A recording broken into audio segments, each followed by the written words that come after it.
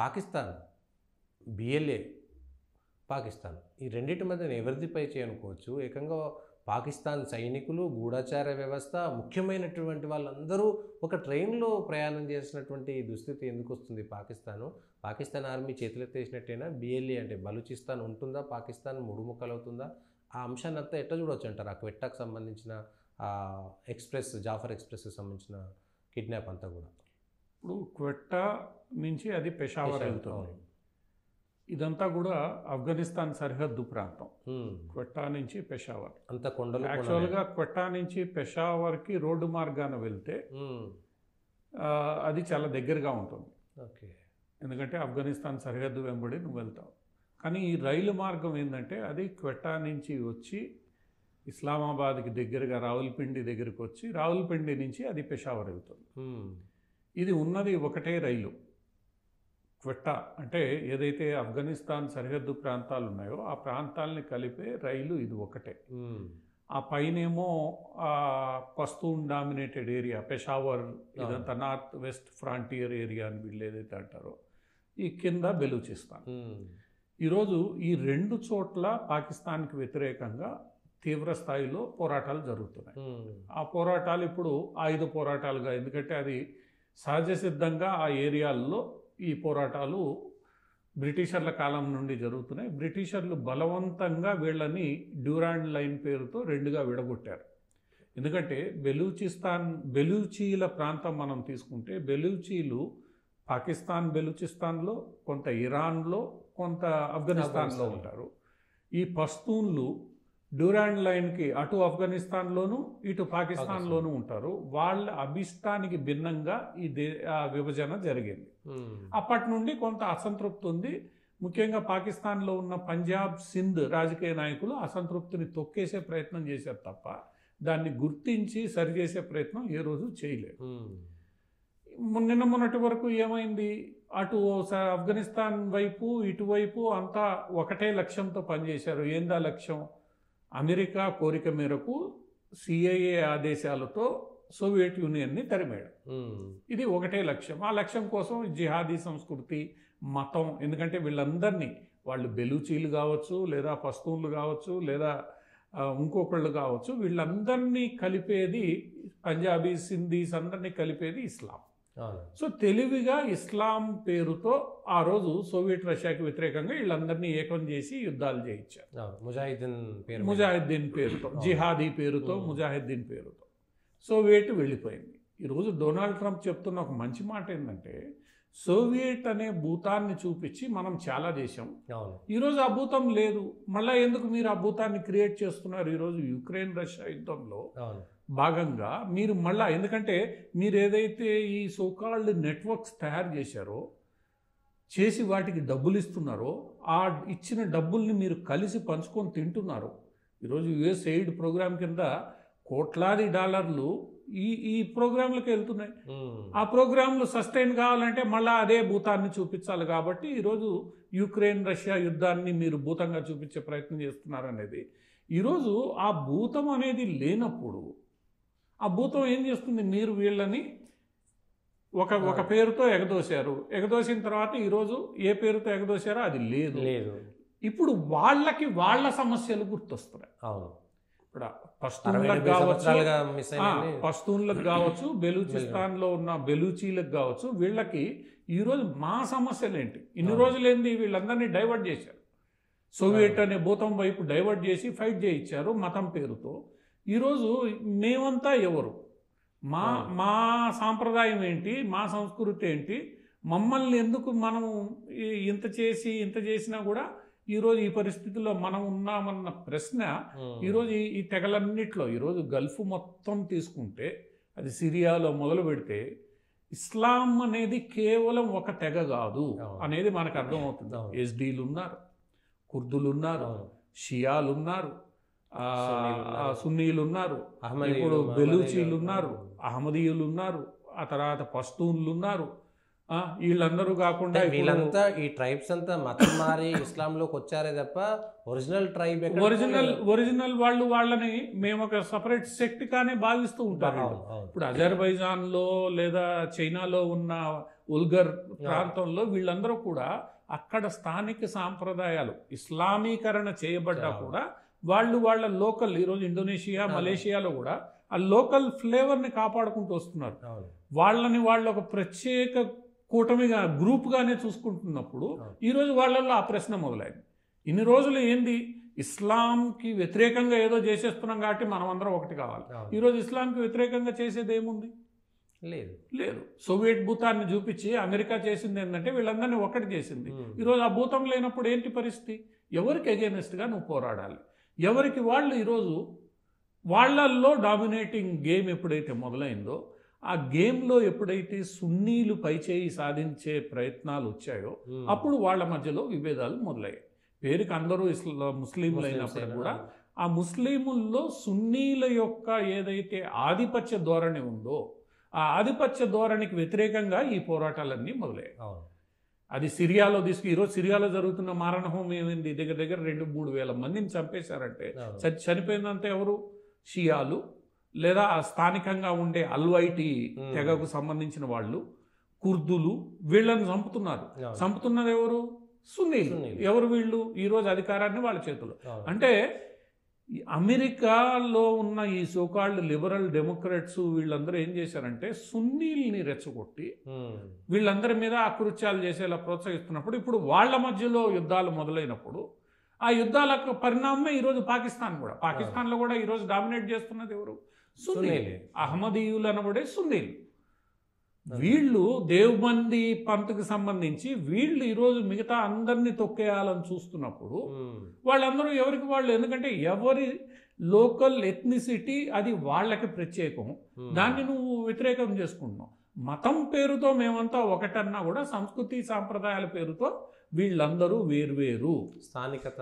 ఈరోజు మనం యూరోప్ సరిహద్దుల్లో ఉన్న టర్కీ, సిరియా దగ్గర నుంచి తీసుకుంటే మన సరిహద్దుల్లో ఉన్న పాకిస్తాన్, ఆఫ్ఘనిస్తాన్ వరకు కూడా తీసుకుంటే వందల తెగలు ఇస్లాంలో ఉన్నాయి. వాళ్ళ సంస్కృతి సాంప్రదాయాలు భిన్నం. ఇది ఈరోజు ప్రపంచం దృష్టికి వస్తుంది. ఇస్లాంలో తెగలు కాదు కానీ అక్కడ ఉన్నటువంటి స్థానికులను మతం మార్చడం వల్ల బలవంతంగా వాళ్ళు ఇస్లాంలోకి వెళ్ళారు. శతాబ్దాల నుంచి వెళ్ళి వాళ్ళు ఇస్లాంని అంగీకరించారు. కానీ ఎవరి పద్ధతులు వాళ్ళకు ఉన్నాయి. అది అంగీకరించకుండా కేవలం నువ్వు ఇలానే ఉండాలి అని ఏదైతే సున్నీ డామినేటెడ్ ఈ విషయాన్ని సౌదీ అరేబియా ఎప్పుడో గ్రహించింది. అందుకనే ఈ మధ్యకాలంలో సౌదీ ప్రిన్సు బిన్ సల్మాన్ ఏమంటున్నాడు? మాకు ఇది అవసరం లేదు, ఆధిపత్యం మేము చెయ్యము, అందరూ కలిసి ఉండాలి, మోడరేట్లో వెళ్ళాలి, ఇలాంటి ఆధిపత్య ధోరణి కారణంగానే అందరం కొట్టుకొని వస్తున్నాం అన్నది స్పష్టంగా చెప్తున్నాడు. యునైటెడ్ అరబ్ ఎమిరేట్స్ విదేశాంగ శాఖ మంత్రి అదే విషయాన్ని స్పష్టం చేశాడు. మీకు మా గురించి అర్థం చేసుకోవట్లేదు మీరు అని. సో ఈ పరిస్థితుల్లో ఈరోజు బెలూచిస్తాన్ గొడవ నడుస్తోంది, పస్తూన్ల గొడవ నడుస్తోంది. నిన్న మొన్నటిదాకా వీళ్ళకి మద్దతు ఇచ్చేవాళ్ళు లేరు. దాంతో పాకిస్తాన్ ఆర్మీ ఏం చెప్పిందో అది వింటూ వచ్చారు. ఎప్పుడైతే వీళ్ళకి మద్దతు ఇచ్చేవాళ్ళు ఈరోజు ఆఫ్ఘనిస్తాన్లో తాలిబాన్లు కావచ్చు, లేదా వీళ్ళు ఎవరైనా అందరూ ఇప్పుడు ఈ గూఢాచార సంస్థలు ఏవైతే పనిచేసాయో దాంట్లో అసంతృప్తులు, లేదా ఇప్పుడు పాకిస్తాన్ ఆరోపిస్తున్నట్టు భారతదేశంలో ఉన్న కొంతమంది రకరకాలుగా ఎవరైతే మద్దతు ఇస్తున్నారో, ఆయుధాలు వస్తున్నాయో, వీళ్ళు ఈరోజు తిరుగుబాటు చేస్తున్నారు. దాన్ని నువ్వు మసిబూసి మారేడుకాయ చేసే ప్రయత్నం ఏదైతే ఉందో అది ఈరోజు బెడిసికొడుతోంది. స్పష్టంగా కనిపిస్తోంది. రైలుని హైజాక్ చేశారు, ఎందుకంటే అక్కడ యుద్ధాలు నడుస్తున్నాయి. ఉన్నది ఒకటే రైలు. ఆ రైలు నిండా సగానికి సగం ఆర్మీ అధికారులే వెళ్తారన్నది సత్యం. ఎందుకంటే అది సరిహద్దు ప్రాంతం నుంచి ఇంకో సరిహద్దు ప్రాంతానికి వెళ్ళేది. సెలవు మీద వచ్చేవాళ్ళు, డ్యూటీ జాయిన్ కావడానికి వెళ్ళేవాళ్ళు, ఫోర్స్ మార్పిడి జరిగేదంతా కూడా ఆ ఏకైక రైలు మార్గం ద్వారానే జరగాలి. ఎందుకంటే మీరు బస్సుల్లోనూ ఇంకో చోట పోతే కొండ ప్రాంతాలు దాడులు చేయడం చాలా సులభం. సో సురక్షితమైన మార్గం ఇన్ని రోజులు అది రైలు మార్గమే. ఈరోజు ఆ రైలు మార్గం కూడా సురక్షితం కాదని తేలిపోయింది. ఆ రైలు మార్గాన్ని వాళ్ళు తమ స్వాధీనంలోకి తీసుకున్న తర్వాత వాళ్ళ చేతుల్లోకి బందీలు దొరికిన తర్వాత వాళ్ళు ఏం చేశారు? ఆడవాళ్ళని, పిల్లల్ని వేరు చేసి వాళ్ళని పక్కకి పంపించేశారు, వాళ్ళని వదిలేశారు. పట్టుకున్న మగవాళ్లలో 500-600 మంది వరకు అక్కడ మగవాళ్ళు ఉంటే 200 మంది సివిలియన్స్, 250-300 మంది ఆర్మీలో పనిచేస్తున్న సైనికులు ఉన్నారు. అవును. ఐడి కార్డులు వెరిఫై చేశారు. చేసిన తర్వాత వీళ్ళని ఎవరైతే సివిలియన్స్ ఉన్నారో సివిలియన్స్ని జాగ్రత్తగా ఐడెంటిఫై చేసి పక్కకి తీసుకొచ్చారు. హాస్టేజ్ సిచ్యువేషన్ ఉంది. హాస్టేజ్ సిచ్యువేషన్ ఉన్నప్పుడు ప్రభుత్వం చేయాల్సింది ఏంది? మళ్ళీ అక్కడ ఏ ప్రభుత్వం అయినా చేయాల్సింది ఏంటంటే ఫస్ట్ మనం ఏం చేయాలి? పోయి దాడి చేసేయాలన్నా? దాడి చేస్తే అక్కడ వాళ్ళు చేస్తారు, నీ వాళ్ళు చేస్తారు, ప్లస్ విజయం సాధించే అవకాశం కూడా లేదు, తక్కువ ఉంటుంది. నువ్వు సాధించవచ్చు విజయం, కానీ నీ వాళ్ళు చావడానికి అవకాశం ఉంటుంది. వాళ్ళు ఎందుకంటే ఇదేదో కమాండో ఆపరేషన్ చేసే పరిస్థితి కాదు. అటువంటి పరిస్థితుల్లో పాకిస్తాన్ ఆర్మీ ఇక్కడ 2-3 వెర్షన్స్ ఏవైతే వస్తున్నాయో దీన్ని మసుబూసి మారేడుకాయ చేసే ప్రయత్నం చేయడం, రెండోది మొండిగా వ్యవహరించడం. పాకిస్తాన్ ఆర్మీ ఎంత మొండిగా ఇక్కడ వ్యవహరించింది ఏంటంటే వీళ్ళందరూ పనికిమాలినోళ్ళు, మా దగ్గర కమాండో ఫోర్సులు ఉన్నాయి, విమానాలు ఉన్నాయి, మేము అన్నీ తీసుకుపోయి వీళ్ళందరినీ అణిచేస్తాం, అది ఇది అని చెప్పి పాకిస్తాన్ ఆర్మీ చెప్పింది. మొండిగా పాకిస్తాన్ ఆర్మీ అణిచివేతకు ప్రయత్నించినప్పుడు 250 మందిని చంపేశామని వాళ్ళు ప్రకటించారు. ఇప్పుడు వాస్తవాలు బయటికి ఎలా వస్తాయి? వాళ్ళ వీడియోలు కూడా బయటికి పంపిస్తారు. వాళ్ళు వీడియోలు ఒక్కొక్కటి పెడుతున్నారు. పాకిస్తాన్ ఆర్మీ ఏమో ఇదేదో భారత్ ప్రాపగాండా అని చెప్పి ఇది చేస్తోంది. కానీ 200 మంది సైనికులు ఈ మొత్తం వ్యవహారంలో ప్రాణాలు కోల్పోయి ఉండొచ్చు అనేది ఈరోజు ప్రపంచంలో జరుగుతున్న చర్చ. ఇప్పుడు హాస్టేజ్ సిచ్యువేషన్ వచ్చినప్పుడు ఫస్ట్ నువ్వు చేయాల్సింది ఏంటంటే అరగంటగా బిహేవ్ చేయకూడదు. ఇక్కడ పాకిస్తాన్ ఆర్మీ ఏంటంటే అరగంటగా బిహేవ్ చేసింది. అరగంటగా బిహేవ్ చేసినప్పుడు ఏమవుతుంది? కొలాటరల్ డ్యామేజ్ రెండు వైపులా ఉంటుంది. బెలూచిస్తాన్ ఆర్మీ వాళ్ళు సూసైడ్ చేసుకోవడానికి సిద్ధం, కానీ నీ సైనికులు సూసైడ్ చేసుకోవడానికి సిద్ధమా? రెండోది వాళ్ళ చేతుల్లో ఈరోజు అమెరికా ఆయుధాలు బెలూచిస్తాన్ ఆర్మీకి అందుతున్నాయి. ఎక్కడి నుంచి అందుతున్నాయి? ఆఫ్ఘనిస్తాన్లో అమెరికా వదిలిపోయిన ఆయుధాలు ఈరోజు తాలిబాన్ల చేతుల్లో వీళ్ళందరి చేతుల్లోకి వస్తున్నాయి. సో సొఫిస్టికేటెడ్ ఆయుధాలు ఉన్నాయి అనే వాదన కూడా ఈరోజు వినిపిస్తోంది. ఇంత జరుగుతున్నప్పుడు పాకిస్తాన్ ఆర్మీ దాన్ని ఎలా డీల్ చేసింది అనేది ఇక్కడ వాస్తవం. ఇంకొక 1-10 రోజుల్లో అన్ని వివరాలు బయటకు వస్తాయి. ఎందుకంటే కార్గిల్ వార్ అప్పుడు కూడా పాకిస్తాన్ రికగ్నైజ్ చేయలేదు మా తరపున ఇంతమంది చనిపోయారని చెప్పి. ఎందుకంటే అదేదో రికగ్నైజ్ చేస్తే ఇబ్బందులు వస్తాయి, ప్రజలు ఆగ్రహంతో వ్యక్తం చేస్తారని. ఈ భవిష్యత్తులో రికగ్నైజ్ చేస్తుందన్న నమ్మకం లేదు. కానీ ఒక్క విషయం మాత్రం ఈరోజు స్పష్టం, పాకిస్తాన్లో ప్రశాంతత లేదు. ఈరోజు జరిగిన సంఘటన 2 దేశాలకి హెచ్చరిక. ఒకటి పాకిస్తాన్కి, ఈరోజు నువ్వు అటు నార్త్ వెస్ట్ ఫ్రాంటియర్లో పస్తూన్లతో కానీ ఇటు బెలూచీలతో కానీ నువ్వు గట్టిగా పోరాడాల్సిన పరిస్థితి. నువ్వు మొండిగా అక్కడ పోరాడుతూ భారత్తో యుద్ధం చేస్తా, బంగ్లాదేశ్లో ఏలు పెడతా. అందుకనే జయశంకర్ స్పష్టంగా అన్నాడు, నీ ఇంటి వెనక సంగతి నువ్వు చూసుకో, నువ్వు మిగతా విషయాలు వదిలేసేయి అని చెప్పి. సో ఈరోజు పాకిస్తాన్ ఆర్మీ అర్థం చేసుకోవాల్సింది, నేను బంగ్లాదేశ్లో ఏలు పెడతా, జిహాద్ జోలికి పోతా, ఇంకోటి కాదు, నీ దేశంలో ఉన్న సమస్యలు నువ్వు పరిష్కరించుకోలేక. జయశంకర్ అంటే మీరు అజిత్ దోవల్ ఒక 12 సంవత్సరాల క్రితం మాట్లాడిన ఒక వీడియో ఇప్పుడు వైరల్ అవుతుంది. ఆయన యుద్ధం చేసేటువంటి నైపుణ్యం మాకు చాలా పెరిగింది, గతంలో లాగా లేదు, ముందు పాకిస్తాన్ తమ బెలూచిస్తాన్ని కాపాడుకునేటువంటి ప్రయత్నం చేయాల్సి వస్తుంది, ఫ్యూచర్లో మన మీద కనుక వేలు పెడితే ఈగ వాళ్ళు తినేటువంటి మాట అన్నారు. సో దీంతో ఇప్పుడు ఇది చేసి కావాలని పాకిస్తాన్ భారత్ మీద నెట్టేటువంటి ప్రయత్నం చేస్తుంది. భారత్ మీద నెట్టుతుంది. నెట్టని ఇప్పుడు దీనివల్ల పెద్దగా ఎక్కువ వచ్చే ఇబ్బంది లేదు, జరగాల్సిన డ్యామేజ్ జరుగుతోంది. నువ్వు వాస్తవాన్ని అర్థం చేసుకుని నువ్వు ఏం చేస్తావా, 2 ఫ్రంట్ వార్ చేస్తావా, 3 ఫ్రంట్ల వార్ చేస్తావా, అది ఇప్పుడు నీ ఇష్టం. సో పాకిస్తాన్కి అయితే గట్టి హెచ్చరిక, దాంతోపాటు చైనాకు కూడా ఒక గట్టి హెచ్చరిక ఈరోజు BLA జారీ చేసింది. ఏంటది? గదార్ పోర్ట్ ఏదైతే ఉందో ఆ గదార్ పోర్టు 2 కాన్ఫ్లిక్ట్ జోన్స్ నుంచి వెళ్ళాలి. ఒకటి బెలూచిస్తాన్, ఎందుకంటే అది బెలూచిస్తాన్లో ఉంది. రెండోది POK గుండా వెళ్ళాలి. సో ఏదైతే ఆల్టర్నేటివ్ రూట్గా చైనా పాకిస్తాన్ మీద వందలాది యువాన్లు ఖర్చు పెడుతోందో ఇప్పుడు ఆ 2 ప్రమాదంలో పడ్డాయి. ఆల్రెడీ గదార్ పోర్టు వరకు చైనా ఆర్మీ తన కంట్రోల్లోకి తీసుకుని తనే సురక్షిత ఏర్పాటు చేసుకుంది. కానీ పోర్టు బయట ఇప్పుడు ఆ పోర్టుకు వచ్చిన సామాను రోడ్డు గుండా ట్రక్కుల ద్వారా రైలు మార్గం ద్వారా వెళ్ళాలి. ఇప్పుడు ఆ రైలు మార్గానికి దిక్కు లేదు, ట్రక్కులైతే వెళ్ళే పరిస్థితి ఉండదు, ఎందుకంటే కొండల గుట్టల్లో ఎప్పుడైనా దాడి చేయొచ్చు. అందువల్ల ఈరోజు నీకు సురక్షిత అనేది లేనప్పుడు దాని గుండా సరుకులు తెప్పించుకోవడం చైనాకి ఇబ్బందిగా మారుతుంది.